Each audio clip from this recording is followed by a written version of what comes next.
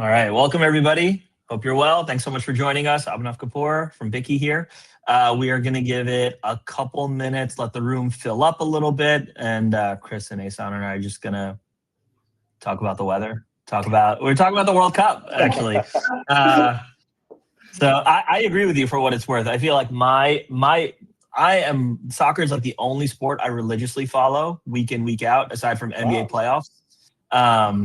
But even I bought into the hype around this U.S. team, and we just got schooled by Belgium. It was rough.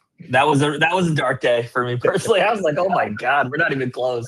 Yeah. Well, I was having a conversation with somebody, and it was like for college football last year, where they introduced like the two other playing teams that were not big Power 5 programs. Yeah. It was like when JMU played like a real SEC team and they got destroyed. That's how I felt about the U.S. men's national team. Yeah, it was rough. So. Yeah. And it's like I was excited to play Belgium because I thought Senegal was a better team.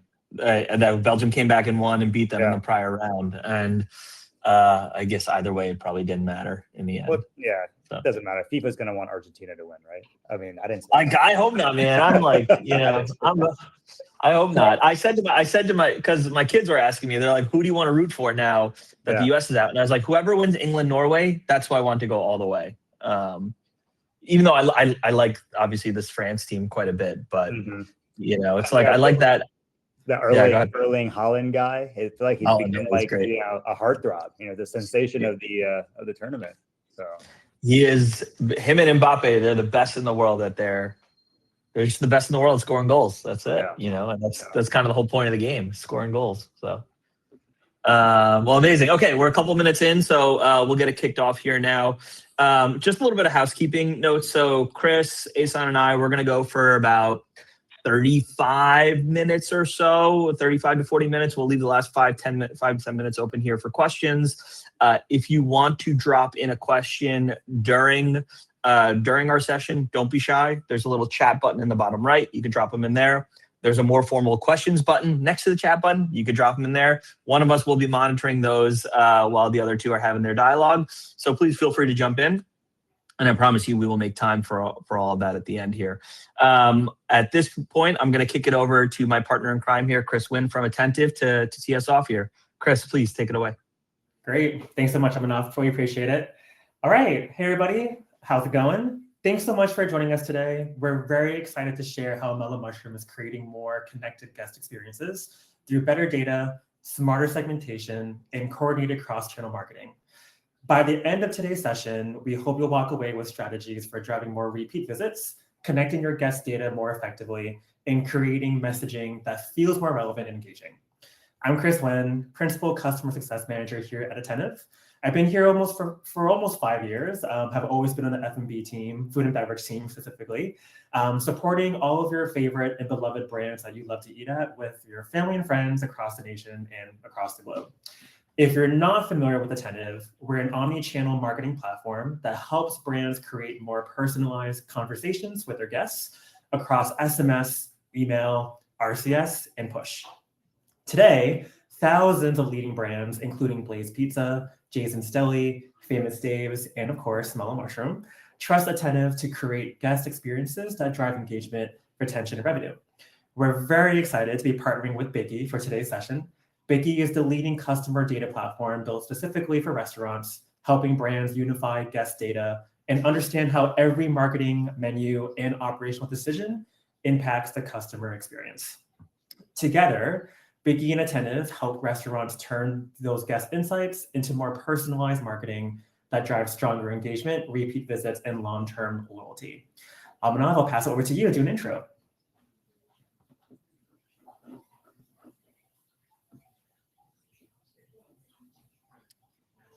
I think you're muted, Abhinav, by the way. Classic. I promise I'm a tech founder and I know how to use my camera controls.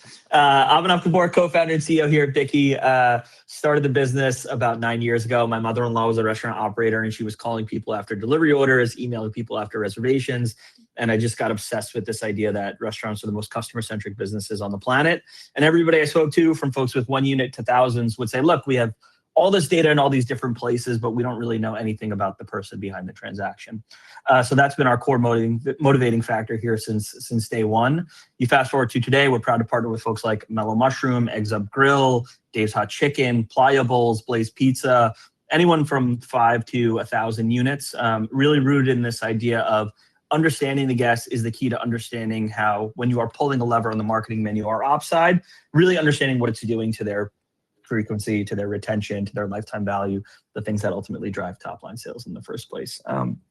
Asan, we partnered together for, God, we're almost at 2 years. I think we're at 2 years now. We probably talked for like 2 years before that, to be honest. But so very, very pleased to have you here at this point in our 4-year relationship. And I'll pass over to you to just walk us through the Mellow Mushroom story and what brought you to the brand, and telling us about how you are, I think, differentiating yourselves in what is a very competitive category of casual dining, but also competitive category of pizza more broadly. But pass over to you, and we'll dive in from there. Yeah. Thanks, guys. So Asan Jiva here. I'm Executive Vice President of Strategy and Transformation. It's a fancy title, basically, but it allows me to have a lot of different perspectives and purview into the organization. So I like to say I get to play in a lot of different sandboxes, so it keeps my job very interesting. No 2 days are alike. So one day I'll be dealing with development and site visits like we were talking about. Another day we'll be talking about loyalty and how the tech all comes together to bring personalization to life. So I'm very grateful to have the role that I do here. I've been with Mellow personally for going on 7 years now. So it's been quite a ride. I actually joined Mellow right before COVID hit, so it was a perfect time to learn the industry while the industry was kind of figuring itself out during that moment too, and all the digital transformation was happening. But for those that don't know, Mellow Mushroom has been around for over 50 years. We started in Atlanta at a little pizza, I wouldn't call it a pizza shop, I would call it a hole in the wall, really. And we still have a photo of it in my office here to remind ourselves of where we started and where we are today. Mellow Mushroom is the preeminent premium pizza destination in the country. So if you don't believe me, please go try our Holy Shiitake pizza. I wasn't even a mushroom guy myself, but it will change your life, and I promise you that. Like Abhinav mentioned, we are differentiating ourselves in the pizza space and casual dining. One of the ways we're doing that is through the personalization that we'll talk about today with our partners Attentive and Vicky.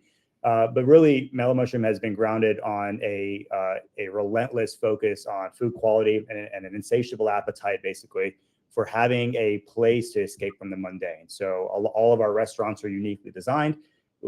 We localize our build out to the community, even down to some of the menu items are localized to the community. So it really helps tie in the fact that we are a 160 plus unit brand, but we operate and we feel very local. And that's really been one of our value propositions and differentiators that's gotten us to where we are today. So I can go on about Mellow Mushroom, but let's talk about really getting a complete view of the guest. Love it. I think that's a great segue, because I think something that we've seen in our data, especially when it comes to overall consumer trends, is, we used to have this stat that 80% of guests don't come back after the first visit. If you look at more recently, that number is actually creeping up, and depending on the concept, it's 82 to 85%. And so first-time guests are less likely to come back. And then a study I looked at last year, inspired by McDonald's and Chipotle, was like, hey, we're losing consumers. Chipotle would say we're losing, younger consumers under $100,000. And I basically looked at every brand that has our demographics data and found that across pretty much almost all age and income cohorts, the number of trips per brand per year has gone from 4 visits in 2024 to like 2.2 in 2025. And so on the one hand, you're losing, repeat visits from new guests, and your loyal guests are also pulling back in terms of their frequency.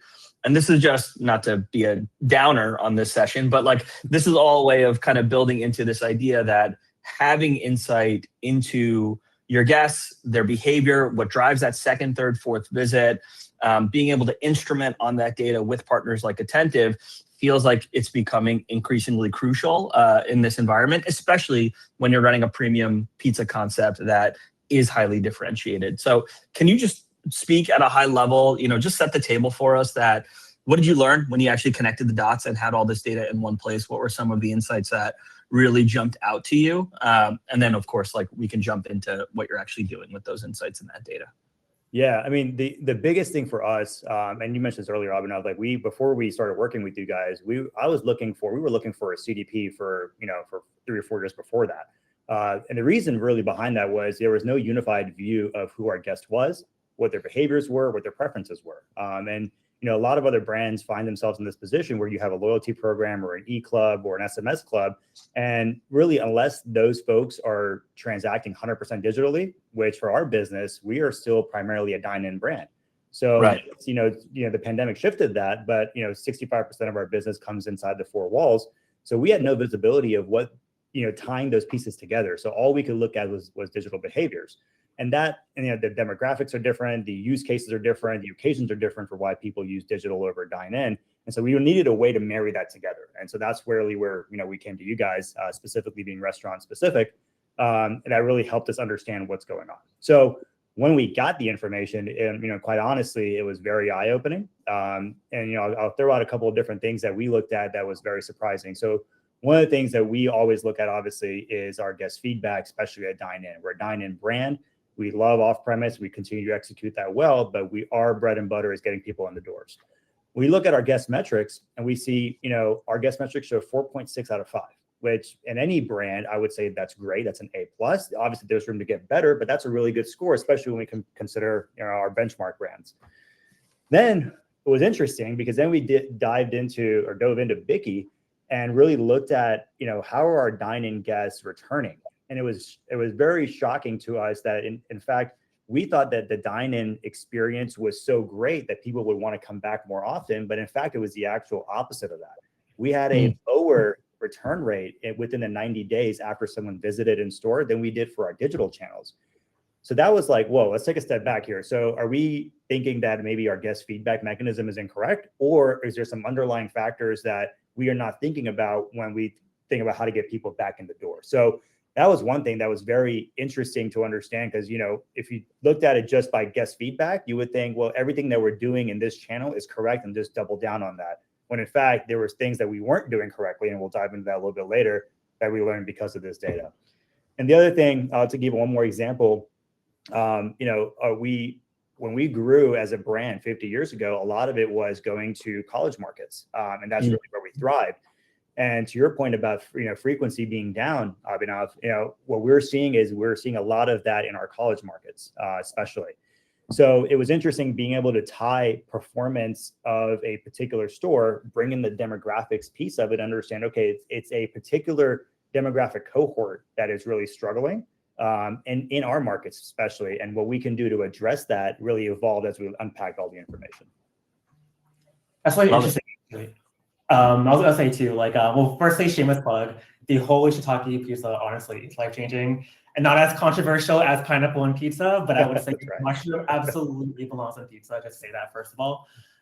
And more seriousness, what I'm hearing is actually very resonant to what I'm hearing from just all the other brands that we all work with. I think it's simply getting harder to just drive the recency and frequency in your classic RFM, right? And then one of the things that we do see a lot here is that when you do have the right data, right, and you can really create this engine that does drive more frequency and getting those guests back into your restaurants, whether digitally or in restaurant. I am curious too, from a marketing perspective, of course, we find that once you're more confident in the data that you have, of course, that well informs the campaigns that you build and deploy.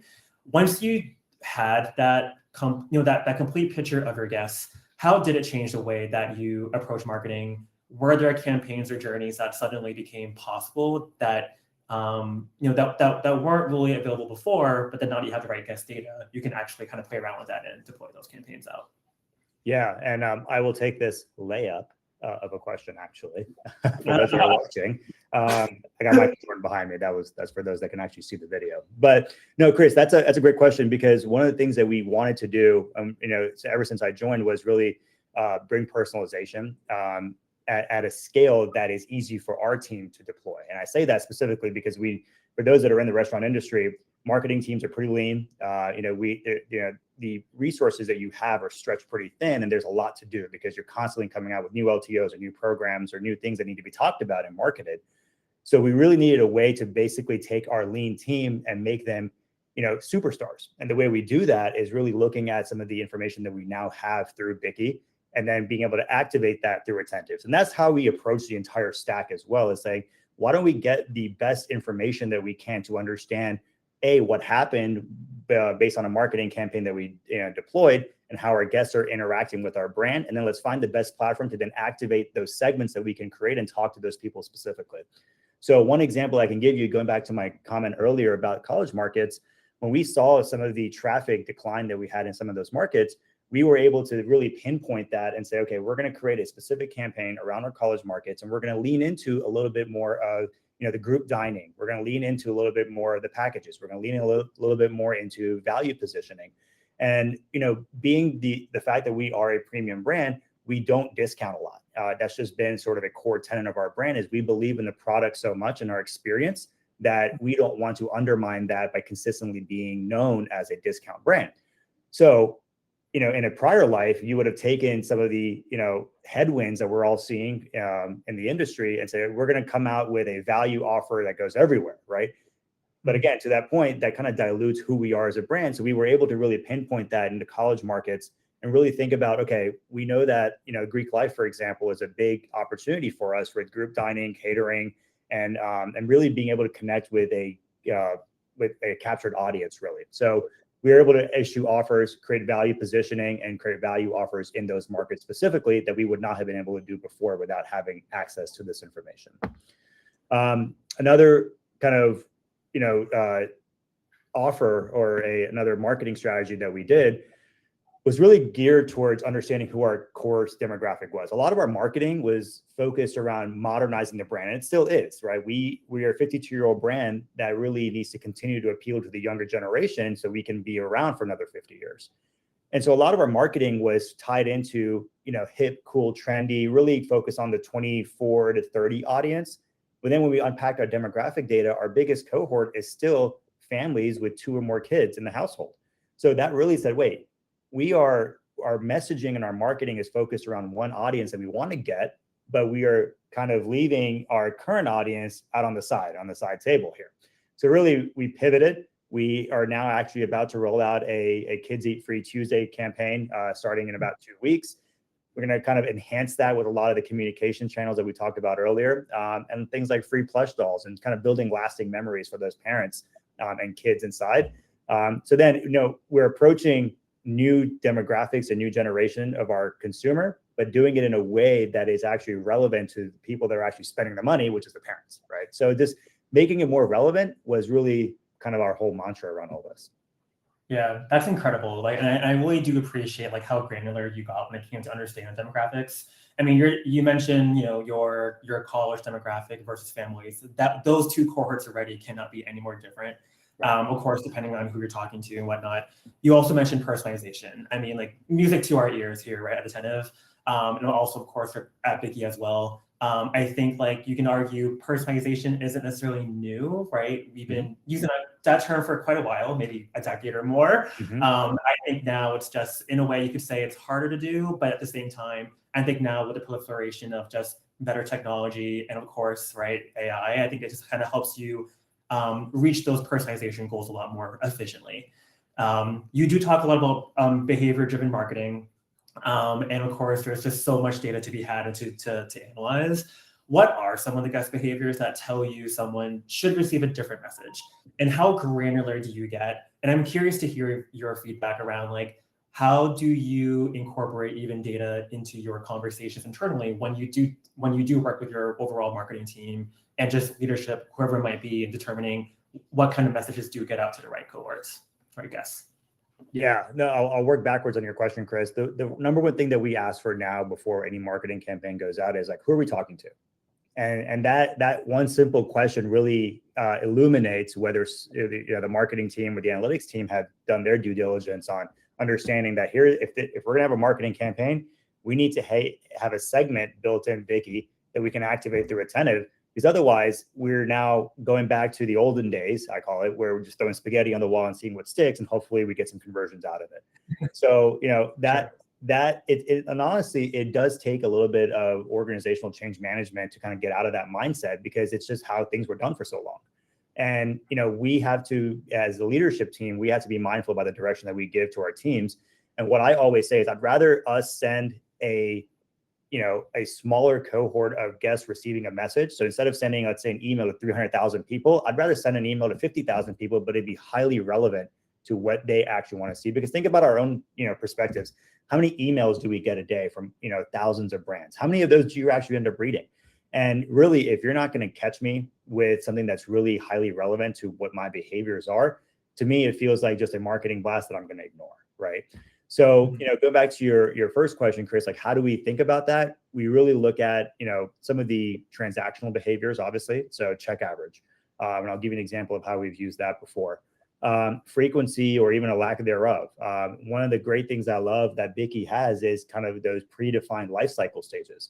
So, guests don't have a very predictable behavior when it comes to restaurants, right? Like I'll give you my example. I'll go to a restaurant 4 times in a month, but then I won't be back for 6 months after that. Why? Just because it fit into my schedule like that, right? Or I was craving it that month, but I'm not. So when people think about, well, frequency and, lifetime value, they tend to put it in very defined buckets. That may not be the case for everyone. So I love what Vicky does, and, plug for you guys here, is that it's based on the actual guest, right? My behaviors, and if I'm late or churned, or if I need to re-onboard as a guest, is different than what yours might be, Chris, or what yours are, Abhinav. So that really helps us make sure that the cohort we're talking to is relevant at that part of their life cycle. And then obviously we use, transactional data from what they have purchased, and, or what they could potentially like. So one example of that is we did a date night package in February of this year, where we looked at our specific segment of people. So we, filtered it really by age. So, date night, so you're probably going to be anywhere between 18 and maybe 35, and potentially a lower check average, because that can help us identify people that are not coming in with a larger crowd. When we deployed that, segmented that specifically, we actually saw a 30% lift in engagement of those communications, email and SMS. And we saw 2x the conversion rate that we did on our control group that just went out to kind of everybody else. So that was a great use case to prove out that, hey, even though we're going to send it to a smaller segment of guests, the effectiveness of it is a lot higher. And the guest feels like you're actually talking to me, and it's something relevant for me, rather than, again, just giving me something that anyone can have. And so it feels a lot more like we're talking and having that one-to-one conversation. So, we've been taking that methodology now and applying it to everything else, that we do since then. So, Super Bowl was another one that we did. So anyone that had purchased from us on Super Bowl anytime in the last 3 years got a very different message and a different offer, actually, than what everyone else got. And again, we saw double the amount of conversions and a significantly higher engagement rate of those communications, both on SMS and on email. Yeah, I think you've done a really good job here of, first of all, thank you for the kudos. I appreciate that. But I think you've done a really good job here of laying out the foundation, the scaffolding that you need to achieve personalization and actually communicate on a one-to-one basis, rooted in someone's frequency, rooted in someone's menu items, rooted in someone's check. Can we go a step further? You talked about it a little bit with birthdays and campaigns, maybe, or birthdays and Super Bowl, maybe. Can you pick one of those, and can we do it a little bit of a deeper dive into conceptualization of that? I go internally, where does the idea come from to say, I guess Super Bowl is a little bit more obvious, but date night, what's the insight that leads to we should run a date night package / test, and then walking us through what specific criteria or filters are you looking at to build the group you're going to send comms to, and then also the control group? Because I think even the mechanics of getting from insight to development to execution is something that is challenging for a lot of brands. It's we hear this all the time. It's I have all the data, I'm not necessarily sure what to do with it. So how are you operationalizing that insight and then turning it into this campaign that is getting you to this point where you're seeing, double the number of conversions versus the control group? Yeah, I think and we did this wrong too in the beginning, is we try to start with the data and end up with the plan, right? And I think a lot of because you have so much data, it's natural to say, well, let me see what the data says and I'll build a plan around that. When in fact, I mean, if you think about every organization, there's years and decades of knowledge around how to execute marketing programs within everyone's teams. So we kind of flipped that on its head after a while and said, okay, well, why don't we stick to what we know? Like, for example, date night package, it was really came from the idea that when we look at our sales and our seasonality and sort of those spikes that we see, Valentine's Day is a big one for us, for like many other brands. So it's Super Bowl. So we're saying, well, how do we fit the occasions where people are already coming to us, but make it more relevant, and then kind of re-engage the audience that may have sort of forgotten about us or are going somewhere else for those occasions. So instead of starting with the data and then fitting it into a plan, we started with the plan and saying, well, how is the data going to support that? And how is it going to make us better at executing that plan? So, for the date night, that's where it started.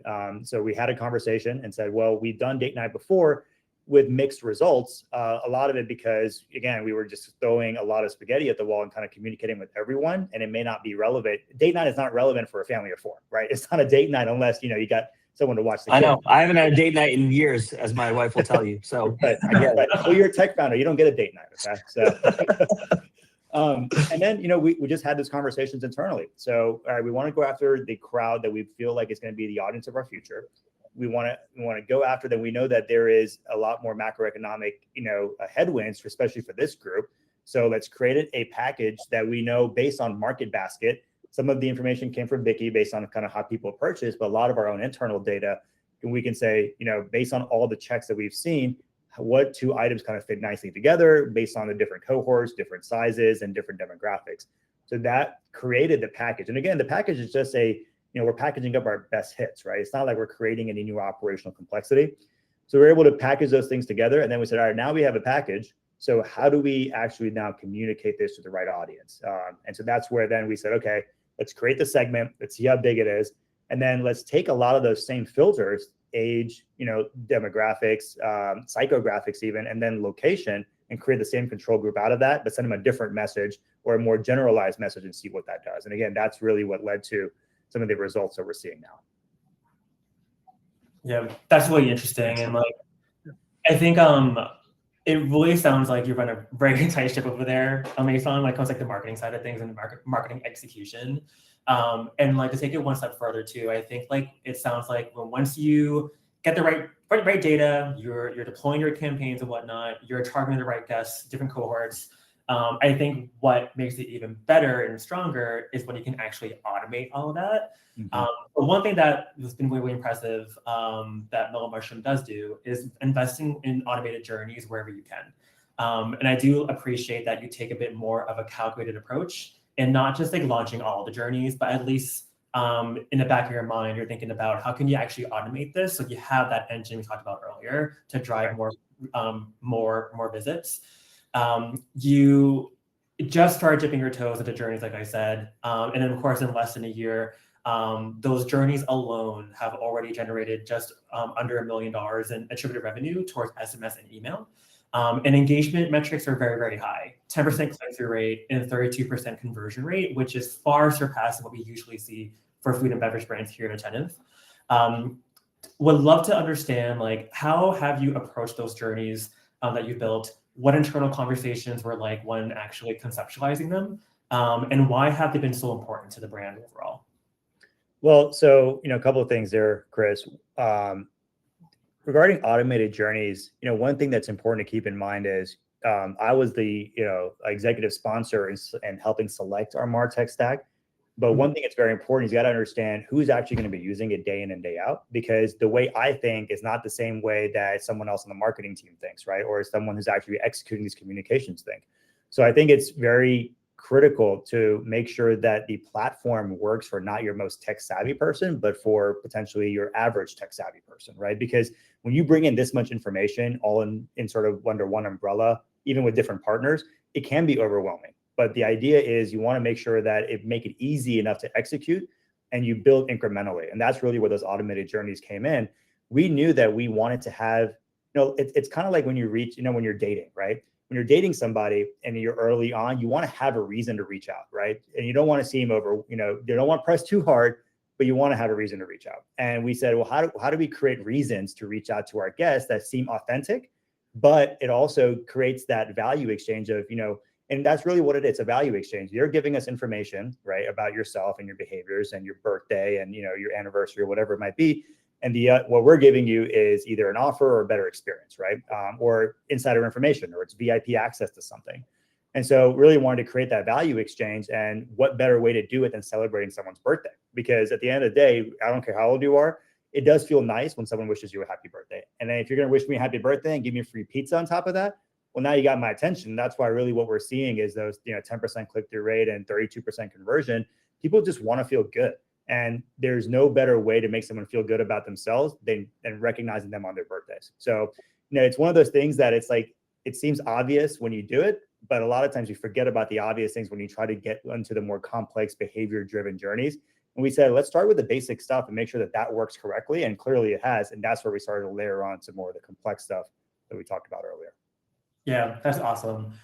You mentioned birthdays, and you did that as well, Abhinav. And I think like one thing to kind of skip through this here, it's a very classic use case in deployment for a lot of brands, right? Across any industry, just celebrating your guest birthdays. It might seem very cliche and might some argue that like it's very basic, but it does work really, really well, right? So that's about touch points. And I think that's really great example of one where if you have the right guest birthdays, you plug it into your emails and SMS. And so then this way, whether you're celebrating subscriber birthday months or on their actual birth date, you are right back to your point and sending the right message, right offers to the right individuals.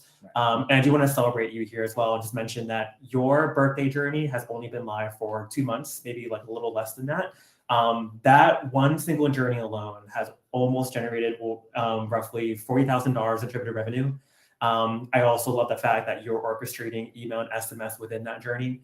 And of course, conversion rate is well above 10%. So I think that really goes to show that guests do resonate with your messaging when it's sent properly and accordingly to them. To kind of switch gears here as well. So we're starting to dip our toes into cross-channel messaging.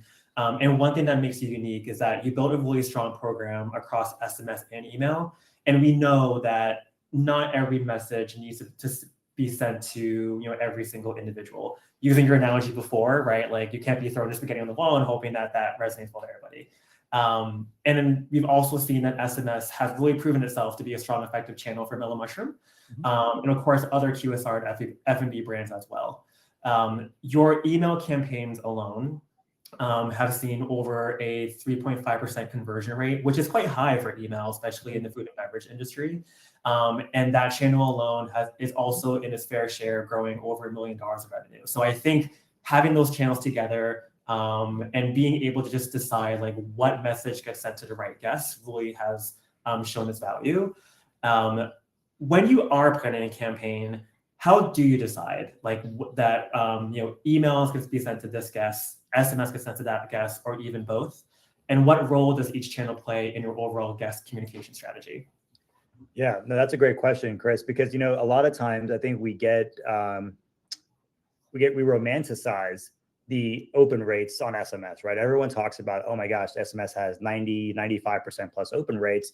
So we're clearly reaching the audience and they're reading our message, whatever that might be. One thing that we try to do while keeping that in mind, yes, it's a great channel to make sure people open potentially your messages. We put ourselves in the consumer's shoes, right? So we're all consumers of other brands. And I know, at least personally, that when I sign up for an SMS, communication channel with a brand, if I start getting SMSs every week or multiple times a week, and it's just, hey, we missed you, or hey, come back, hey, we got something new, it just gets inundated, right? You just start getting honestly annoyed, because SMS is really for my one-to-one communications with the other people in my life, right? Whether that be business or personal. And now I have brands kind of taking over that space. So it just gets a little frustrating sometimes.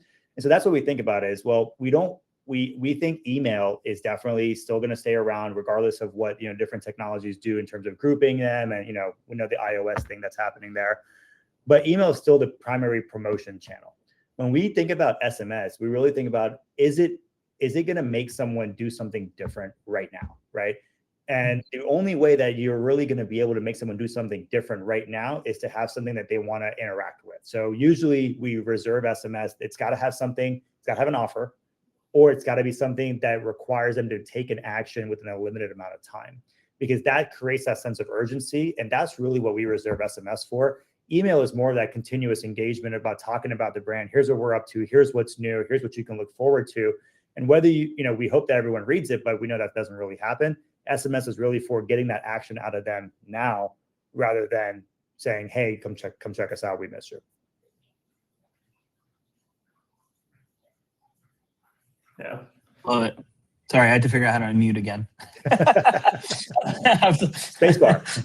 Yeah, I know. I apologize. Awesome. Yeah, I think just a quick time check. We're gonna do, I think, about 10 more minutes, and then we'll jump into Q&A. My thoughts here, actually, I'm gonna pass it back over to you, Chris. I think you and Asan have done a deeper dive into thinking about how, Asan, you're revamping your catering program specifically, and how that is, we've been doing a good job talking about the B2C, the direct-to-consumer marketing motion here, but switching gears a little bit and talking about the catering marketing motion. Chris, I'm going to pass it back to you to walk Asan through that journey and just learn more about, Asan, just your approach to revamping your catering program, and then how you think targeted messaging fits into that plan. Yeah, that's perfect. And for those who are viewing and those who view later on, what's been really interesting for us here in the food and beverage team is we have absolutely seen a lot more interest or curiosity around using email, SMS, push, so on and so forth, to drive more catering business. I think that's maybe, in a way, like an untapped part of marketing for a lot of F&B brands out there. And so I think it'll be really, really valuable for users and those who are listening today to understand, how has Mellow Mushroom begun thinking about catering? How have you begun thinking about using email and SMS in all the ways that we've been talking about up until this point, but on the catering side of things? Yeah. So, I'll give you just a little bit of background. We've had a catering program for many years. It just needed a little bit more TLC. So, what we've done over the last 6 months is we really revamped our salad lineup for in-store. And obviously that then translates into the catering offering that we have. So we just got done with that. We're also doing the same thing by revamping all of our subs and our wraps. So our subs, quite frankly, were just a little dated. They were good, but they're just a little old flavor profile. So we are relaunching our entire sandwich platform in November of this year. We tested that with great success over the last few months as well. So come November, we feel like we're going to have a really good offering of salads, sandwiches, personal lunches, where that could be a salad or a sandwich or a small pizza, and then packages. The one thing that we knew we were missing from our catering menu was the ease of use. The reason for that is because most of our clients, especially in catering, are B2B. So that's like your medical device reps, right? Or that's for graduation, for example, that's more B2C. But medical device reps, it can be law offices, it can be dentist offices, it can be a lot of those different B2B relationships. And really, you have to think about, again, what the end user is doing. The end user of a catering program or someone that's ordering catering, what do they care about the most? They care about, make it easy for me, make it within my budget, and make sure it gets here on time and it looks good. Because at the end of the day, that's a reflection on the person that's actually setting up the catering. The people enjoying the catering typically are not the ones that are actually placing the order, right? So that's how we think about catering. It's like, how do I make the person ordering catering look like an awesome superstar to their people in their organization? So obviously, the food has to be right. It has to be prepared correctly. It has to arrive on time, and it has to be the correct temperature. And it has to look good. But then what happens after that's done, right? So we know that there's, brands out there, the third-party brands that, facilitate catering. But really what we lose in that is we lose the relationship, right? The relationship is now owned by the third party, which, we're grateful for that partnership, because we probably wouldn't get that customer or that guest if that didn't exist. But then how do we then create a way for us to communicate with that person again? So how does that fit into the MarTech stack that we're talking about today? So what we're thinking about starting in November when we launch the new catering program is really pre-built timely journeys. We know that at the end of each quarter, whether that's fiscal or calendar, there's typically, quarter end meetings or QBRs that people like to do. So how do we create timely journeys that are towards the end of the month or towards the end of a quarter that says, hey, you got a big meeting coming up, think about us for your catering needs, right? Or maybe it's before a major event, right? So maybe it's before a this is a really specific example, but for me, everyone's dental insurance expires at the end of the year. So what happens a lot is you get a lot of people coming into the dentist office between October and December. And you get the same time you get medical device reps doing the same thing. So now we know that, hey, there is a influx of people that are going to be trying to do something within our guests' four walls, right? That'd be the dentist office for this example. So now we're creating journeys that are specific to that in that relevant time frame with an offer attached to it. So now it's not only it's an incentive for the end user of the catering program to transact with us and give us that relationship, but it's also timely and it's also initiated with the right messaging. So that's one way that we're thinking about pre-built journeys within catering. And then the other side of that is, we're using check average to identify, non-catering clients, because catering is just a large order, right? You can define catering as you can have a 5-person catering order, or you can have a 5,000 person catering order. So just because someone doesn't order catering or from your catering menu, from your catering channel, doesn't mean that they're not a good candidate to become one because you're ordering large pizzas or group dining as it is. So we're thinking about it not just from that perspective, but also just looking at check average and saying who can become a catering client of ours in the future. I was going to say too, actually, I mean, for the CSMs in the line, we have QBRs, like you said. We might need catering from Mellow Mushroom, so something to just think about. That's right. That's right. I think one thing also to call out, you said like this is a hyper niche example. I think something that is a consistent theme throughout this conversation is you are leading with the insights around the guest or the customer or what the business needs first and foremost, and then backing into the data, the strategy, or the data, the tactics, et cetera, that achieve that goal. So I think it's not a hyper niche example. It's actually a very good intuitive understanding of how people in the real world operate and your brand's place in potentially their lives, and then aligning your strategy around some of those real world considerations. That's a great I just want to give you a shout out for that. Yeah, that's a great way to put up and out, because we have to fit into our guests' lives, not the other way around. They're not going to change what they do just because we tell them to do something, right? We have to find ways to make sure that our brand shows up at the right place at the right time for our guests, and it's empathizing, right? It's really just understanding what they are thinking about and what they're going through to really create programs, initiatives, promotions that fit those ideas that we're coming up with. Yeah, exactly. No, so I'm going to jump into, I have one more question here, and then I'm going to pass it back to Chris to lead us into the Q&A. But Chris, Asan rather, something that we see in this environment is, I talked about it a little bit at the top. But this idea of, I feel like we're on the third straight year now of people saying flat is the new up from a sales and traffic standpoint. Yeah.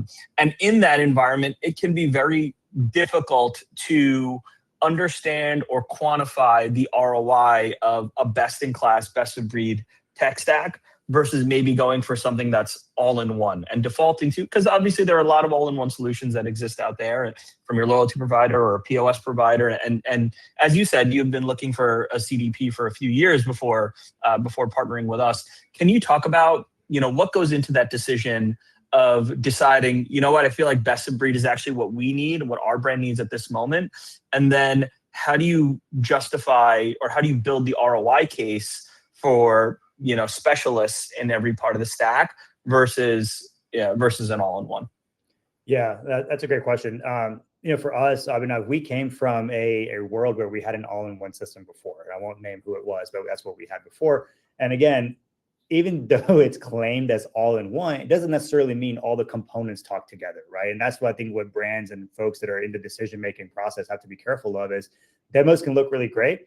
But when you actually unpack it, like, does the system actually function like the way it's being demoed? And that's, I find often that it's a lot of shiny roses and, the shiny object. But then when you unpack it, it's like, wait, I thought I was able to orchestrate a journey that's going to attack both SMS and email together, but no, they don't talk to each other. I got to do it separately. Wait, I didn't know that. So just kind of making sure that we're asking the right questions during the buying process. And then more importantly than that is understanding who your team is, right? And I'm fortunate to have a great team that actually does this day in and day out. Like I'm not the one kind of building these journeys, but I know my team or our marketing team is very flexible. They're really open to new ideas. They're open to adopting new platforms, and they're consumers too.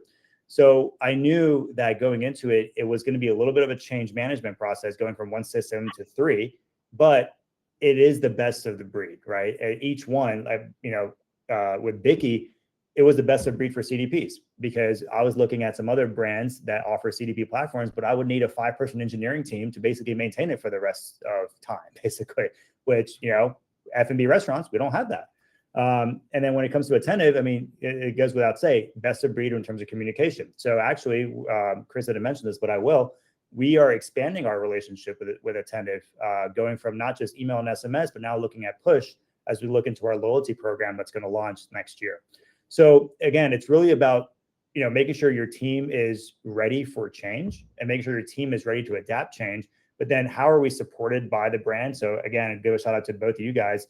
Well, I mean, not to you, your team is better, but your team has shown up, right? We have these bi-weekly communication calls, and we sit down, we brainstorm together. It feels like an extension of our team rather than just a product that we've purchased that we pay a monthly SaaS fee on. And same thing for you, Chris, right? I mean, we've been fortunate to work with someone that really understands food and beverage because it's distinct, right?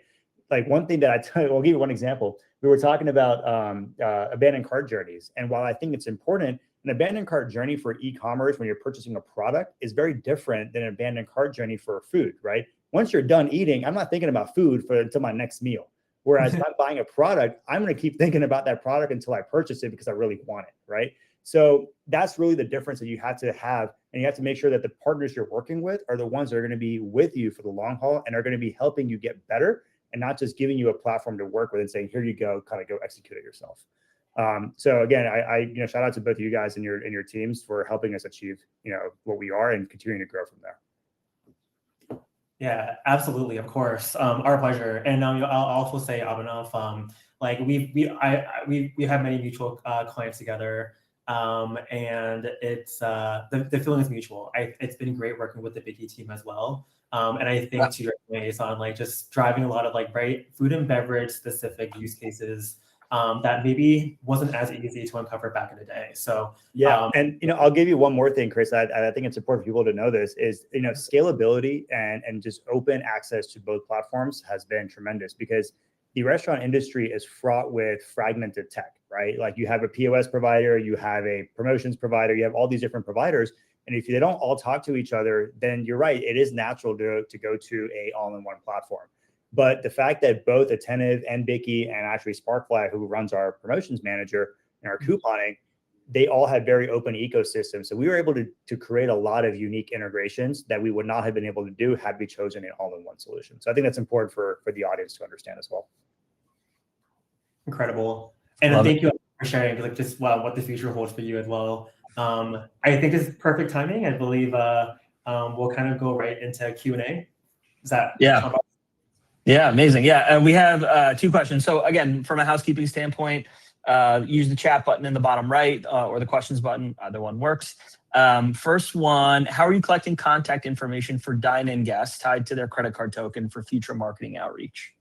Yeah, I think it's really making sure that we are training our servers and our in-store staff on that. So what we do is we have specific messages that we actually, let me back up. We rely on the in-store leader to take the message from the brand and really push it down to the individual, what we call the shrimp crew. Does it happen all the time? No, let's be real, right? It doesn't happen how we want it to. So what we're thinking about is, well, how do we empower the GM, but also how do we make sure that we get the right information to those people that are going to be promoting our loyalty program or promoting our e-club or SMS club. So what we do is on the POS, for example, we have automated messaging. So when someone clocks in, they get information around here's what the brand is focused on this month or this quarter, whether it's marketing related or operations related. So we're making sure that we hit the person that's going to be actually helping us collect that information, even if the GM doesn't get to it or if they have something else that they're focused on. So really making sure the right message makes it to the right team member in the existing channels that we have, which is the best one that I've found is the POS. Everyone's got to log into the POS to do their jobs, and that's the best way to get them right then in that moment. And then obviously there's marketing materials, right? So you have your POP materials, you have your banners, your posters. Another interesting thing that we're trying is digital signage inside the restaurant that we control at the brand level. So that can be used for anything around promotions, but also capturing information, capturing feedback. And we're testing that out now, and we'll measure the success of that in the future. But really, it's empowering the people that are going to be in the restaurant that are actually communicating with the guests making sure that they know the importance of getting that information. And obviously, you got to tie that back to the credit card tokenization. So you got to make sure your processor is willing to share that information as well, because not all of them are so easy to work with. Let's put it that way. Very diplomatic. Next question, for Mellow Mushroom, what loyalty platform do you use? And this is, I know, a bigger discussion, so I'll let you have the floor here. Yeah, loyalty platform. So what we think about loyalty, again, is using best of breed, right? What do we need to execute a loyalty program? Well, you have to have some way to identify who you're going to talk to, how are you going to send them whatever you want to send them, and then what are you going to have in terms of offers or discounts or promotions to attach to that communication. So again, the way we've thought about it is, let's pick the best of breed out of all three of the three-legged stool. So it's specifically, Bicky when it comes to the CDP of understanding the who. It's Sparkfly when it's understanding the what are we going to send them, and then it's Attentive for how we're going to send them and through what channels, and how do we automate a lot of those things so we can have a lean team to execute against it. So when someone says loyalty platform, for me, it's not one platform. It's using the best of breed in all three of those things combined together to create a loyalty program. So that's how we think about it. Love it. One more that just came in. Can you walk me through a specific campaign where guest data directly shaped the creative messaging or the offer, and how that performed compared to a generic campaign? A specific campaign where the data informed the creative messaging or the offer, and how that performed compared to a generic. So I guess maybe a few examples, and you can tell me if this is not the right direction, but date night, Super Bowl, or college, or maybe the college one is actually an interesting one, because that's an offer, that's offer related. Yeah, well, I'll go back to date night because I'm thinking about the creative of that, because it was a very unique thing that we shot where we actually made it look like a date night, right? And the creative itself was based on the fact that we were going to send a specific message to a specific segment, which was, again, a younger demographic, lower check average, likely 2 people in the party. So the creative itself was geared towards having a younger audience in that creative sharing the actual package versus I call it the non-segmented version of that email was just showing the actual package itself. So just having people in the shot was actually more relevant for that segment, because now I can envision myself being that person rather than seeing a generic POP that just says, hey, date night package for $35, for example. So that's how we use segmentation there, specifically around shaping the creative. And also, the big thing I think people have to remember is personalization comes at a cost of creative. Creative is not easy.